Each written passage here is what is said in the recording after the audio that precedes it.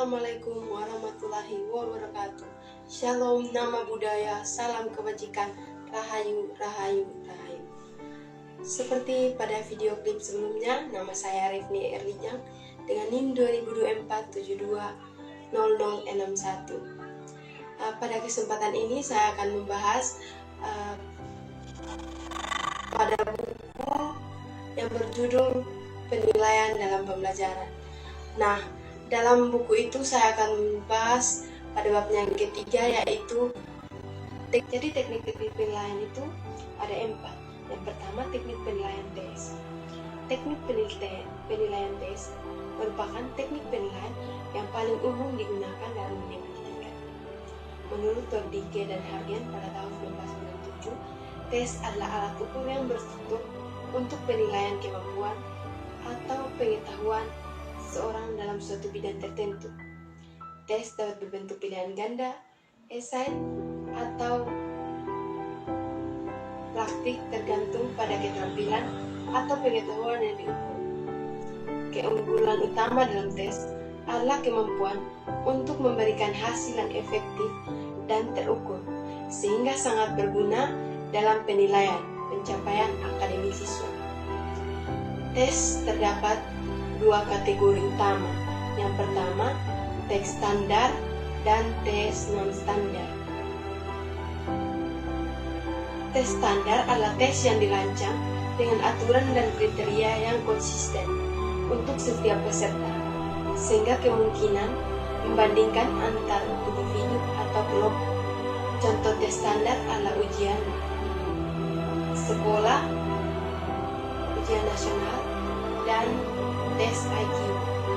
Sedangkan ujian non-standar itu seperti kuis dan ujian akhir semester di sekolah. Salah satu tantangan dalam menggunakan tes sebagai teknik penilaian adalah memastikan bahwa soal-soal yang disusun sesuai dengan tujuan pembelajaran. Dalam praktikanya, tes sering digunakan tidak hanya untuk mengukur hasil akhir penilaian sumatif, tetapi juga sebagai alat penilaian formatif. Misalnya, kuis singkat di akhir pelajaran dapat memperbaiki umpan balik segera kepada siswa dan guru tentang sejauh mana siswa memahami materi yang baru diajarkan. Dengan demikian, juga dapat berfungsi sebagai alat diagnostis untuk mengidentifikasi area yang memerlukan perbaikan. Namun, tes juga memiliki kelemahan, terutama jika digunakan secara berlebihan. Menurut Shepard 2005, terlalu sering menggunakan tes tertulis dapat mengurangi variasi dalam proses pembelajaran dan penggapaian keterampilan non-kognitif seperti kreativitas dan kolaborasi. Oleh karena itu, penting untuk memobilisasikan tes dengan teknik-teknik penilaian lain agar penilaian yang dilakukan lebih menyeluruh dan adil. Tes tertulis juga memiliki kelebihan dalam hal objektif, karena jawabannya sungguh berstandar, pengoreksiannya tes menjadi lebih mudah dan dapat dilakukan dengan cara yang sistematis sehingga memungkinkan evaluasi yang lebih adil bagi semua. Tes tertulis juga memberikan kesempatan kepada siswa untuk memperlihatkan kemampuan mereka dalam mengingat dan mengkoordinasi keterampilan atau informasi yang telah dipelajari. Kedua adalah teknik observasi. Teknik observasi adalah metode penilaian yang berfokus pada pengumpulan data melalui pengamatan langsung terhadap siswa dalam situasi pembelajaran sebagai teknik yang bersifat alami dan tidak mengganggu proses belajar. Observasi memungkinkan guru untuk mendapatkan informasi yang lebih mendalam tentang perkembangan keterampilan dan sikap siswa. Berbeda dengan penilaian tes yang lebih tertutup, observasi memberikan gambaran yang lebih holistik mengenai siswa, terutama dalam aspek-aspek yang sulit diukur. Dalam teks tertulis, seperti kemampuan sosial, perilaku, dan keterampilan berpikir kritis. Observasi juga memberikan kesempatan untuk menilai siswa dalam konteks yang lebih alami, seperti saat mereka bekerja dalam kelompok atau berinteraksi dengan teman-teman kelas. Penggunaan teknik observasi dalam pembelajaran memberikan keuntungan bagi guru dalam memantau perkembangan siswa secara real time. Dalam situasi ini, guru tidak hanya memperhatikan jawaban siswa terhadap soal atau tugas yang diberikan, tetapi juga bagaimana mereka mendekati masalah, berinteraksi dengan sesama siswa, serta bagaimana mereka merespon tantangan yang dihadapi dalam pembelajaran. Dengan kata lain, observasi mengungkapkan lebih banyak hal mengenai kemampuan siswa untuk mengapresiasikan pengetahuan mereka dalam konteks yang lebih fleksibel. Dalam praktiknya, observasi juga dilakukan secara formal dan informal. Observasi formal biasanya dilakukan dengan menggunakan alat bantu penilaian yang sudah telah disiapkan, seperti lembar observasi yang mencatat berbagai indikator keterampilan atau perilaku yang ingin dinilai. Misalnya, seorang guru dapat mengamati bagaimana siswa mendemokrasikan keterampilan berbicara di depan umum dalam presentasi proyek, sedangkan observasi informal lebih bersifat spontan, di mana guru mengamati siswa tanpa alat bantu yang terstruktur, misalnya saat siswa berinteraksi di dalam ruang kelas atau saat mereka sedang mengerjakan tugas individu. Salah satu kelebihan teknik observasi dapat kemampuan untuk memberikan informasi tentang perkembangan siswa dalam konteks yang lebih dalam. Dan langsung observasi juga mengungkapkan bagaimana siswa menghadapi situasi pembelajaran secara lebih terbatas. Hal ini penting untuk menilai keterampilan kognitif serta kerjasama tim dan komunikasi. Sebagai contoh, dalam pembelajaran berbasis proyek, observasi sangat berguna untuk menilai bagaimana siswa bekerja sama dalam tim, bagaimana mereka mengatur waktu, dan bagaimana mereka bekerja sama untuk mencapai suatu tujuan. Guru dapat mengamati secara langsung proyek kolaborasi ini memberikan umpan balik yang lebih tepat untuk membantu siswa meningkatkan keterampilan mereka dalam bentuk kelompok. Teknik observasi juga dapat memungkinkan guru untuk lebih mendeteksi masalah atau kesulitan yang dihadapi siswa dalam pembelajaran. Misalnya, jika seorang siswa kesulitan dalam berkomunikasi atau bekerja sama dengan teman sekelasnya, salah satu manfaat utama dalam teknik observasi adalah untuk memberikan gambaran yang lebih jelas mengenai perkembangan siswa dalam berbagai aspek. Observasi juga memperkaya pendekatan pembelajaran yang berbasis pada keterampilan berpikir kritis. Dalam banyak situasi pembelajaran, siswa diminta untuk berpikir secara kritis dan menyelesaikan masalah yang kompleks. Keuntungan lain dari teknik observasi adalah kemampuannya untuk memberikan data yang lebih akurat dan beragam tentang perkembangan siswa. Selain itu, teknik observasi juga memberikan kesempatan bagi siswa untuk menunjukkan keterampilan mereka yang mungkin tidak tercermin dalam bentuk tes atau ujian standar. Ketiga adalah teknik penilaian wawancara. Penilaian wawancara adalah salah satu metode penilaian yang berfokus pada interaksi langsung antara evaluator, biasanya guru dan siswa, untuk menggali kemampuan pengetahuan serta keterampilan siswa secara lebih mendalam. Dalam wawancara, guru dapat mengeksplorasikan aspek-aspek yang seringkali tidak terungkap dalam penilaian lainnya, seperti tes tertulis atau observasi. Wawancara ini memberikan kesempatan kepada siswa untuk menjelaskan cara mereka sendiri bagaimana mereka memahami suatu konsep atau masalah yang memberikan mereka wawasan lebih dalam mengenai tingkat pemahaman mereka. Sebagai contoh, dalam pembelajaran matematika, guru dapat bertanya pada siswa tentang langkah-langkah yang mereka ambil dalam memecahkan suatu masalah. Bukan hanya mengetahui hasil akhir. Keunggulan dalam teknik wawancara adalah kemampuannya untuk menggali informasi secara lebih terperinci dan personal dengan format. Selain itu, wawancara juga memberikan kesempatan bagi guru untuk memberikan umpan balik yang lebih langsung dan personal kepada siswa. Siswa dapat menerima penjelasan atau klarifikasi langsung mengenai pemahaman mereka yang mungkin lebih tepat atau mendiskusikan solusi dari kesulitan yang mereka hadapi.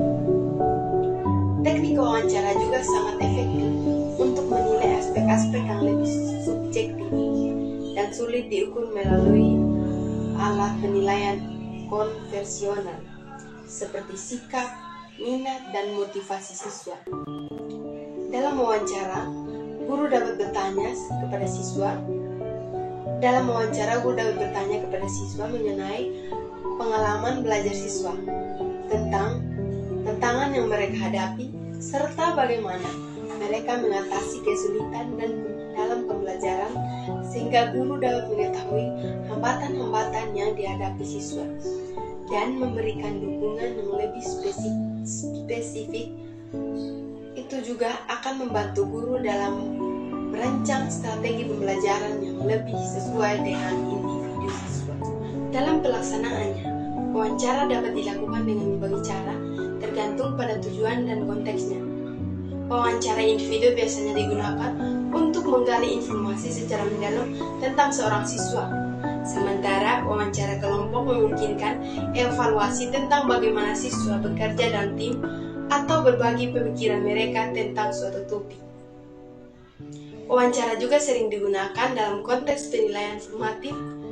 Dalam penilaian formatif, wawancara juga memberikan informasi yang sangat berguna untuk mengidentifikasi kesulitan atau kebutuhan siswa dalam proses pembelajaran. Di sisi lain, wawancara juga dapat digunakan dalam penilaian sumatif untuk menilai dan mencapai belajar siswa setelah periode pembelajaran tertentu. Namun, meskipun teknik wawancara memberikan banyak keuntungan, teknik ini juga memberikan beberapa keterbatasan. Salah satu tantangan utama adalah waktu yang dilakukan untuk wawancara secara individu, terutama jika jumlah siswa yang harus diwawancarai cukup banyak. Dalam hal ini, wawancara mungkin lebih cocok digunakan pada kelompok kecil atau untuk siswa yang memiliki kebutuhan khusus. Teknik wawancara juga dapat digunakan untuk penilaian berkelanjutan, yaitu untuk memantau perkembangan siswa dalam jangka waktu yang lebih lama. Selain itu, wawancara juga dapat digunakan untuk menilai keterampilan siswa. Dalam praktiknya, wawancara juga dapat dilengkapi dengan teknik-teknik penilaian lain untuk memberikan gambaran yang lebih komprehensif mengenai kemampuan siswa. Misalnya, wawancara digabungkan dengan penilaian observasi untuk mengamati bagaimana siswa mengaplikasikan keterampilan atau pengetahuan yang mereka miliki dalam konteks yang lebih konkret. Selain itu, penggunaan wawancara juga dapat meningkatkan motivasi siswa untuk belajar. Ketika siswa tahu mereka akan dievaluasi melalui wawancara, mereka akan mungkin termotivasi untuk menguasai materi pembelajaran dengan baik karena mereka tahu mereka akan diminta untuk menjelaskan dan mendiskusikannya tersebut secara lisan. Yang keempat adalah teknik penilaian portofolio. Teknik penilaian portofolio adalah metode penilaian yang memanfaatkan kumpulan karya atau hasil pekerjaan siswa selama periode waktu tertentu untuk memberikan gambaran yang lebih komprehensif mengenai perkembangan dan pencapaian mereka dalam pembelajaran. Salah satu keunggulan utama dari penilaian portofolio adalah bahwa ia memberikan kesempatan kepada siswa untuk menunjukkan kemajuan mereka dalam berbagai dimensi pembelajaran, tidak hanya pada hasil akhir. Hal ini memungkinkan penilaian yang lebih holistik karena portofolio mencakup berbagai jenis pekerjaan yang menggambarkan keterampilan dan kemajuan siswa dalam konteks yang lebih luas. Proses yang tercatat dalam portofolio seperti draft atau catatan, revisi, menunjukkan bagaimana siswa menghadapi tantangan, memecahkan masalah, dan mengembangkan keterampilan berpikir kritis. Dengan demikian, portofolio tidak hanya menilai kemampuan akademik, tetapi juga mencerminkan perkembangan keterampilan sosial, komunikasi, dan kolaborasi mereka menurut Barrett 2007. Selain itu, portofolio juga mendukung pembangunan keterampilan metakognitif, yaitu kemampuan siswa untuk merefleksikan pengalaman belajarnya sendiri dalam portofolio. Siswa diajak secara aktif menilai kemajuan mereka, mengidentifikasi kekuatan dan kelemahan yang dimiliki, serta merencanakan langkah-langkah memperbaiki di masa depan. Salah satu manfaat signifikan dari portofolio adalah bahwa ia memberikan ruang kepada siswa untuk menunjukkan pencapaian mereka dalam berbagai aspek pembelajaran, termasuk keterampilan berpikir kritis, kreativitas, serta kemampuan untuk bekerja mandiri dalam tim. Sebagai contoh, dalam sebuah proyek kelompok, siswa dapat memiliki untuk bekerja sama dengan merancang prestasi atau proyek penilaian yang kemudian dimasukkan dalam portofolio mereka. Hasil akhir termasuk tidak hanya menilai pengetahuan yang dimiliki siswa, tetapi juga kemampuan mereka dalam berkolaborasi dalam menyelesaikan masalah. Selain itu, teknik portofolio memberikan kesempatan bagi guru untuk menilai perkembangan siswa dalam jangka panjang, bukan hanya melihat satu momen tertentu.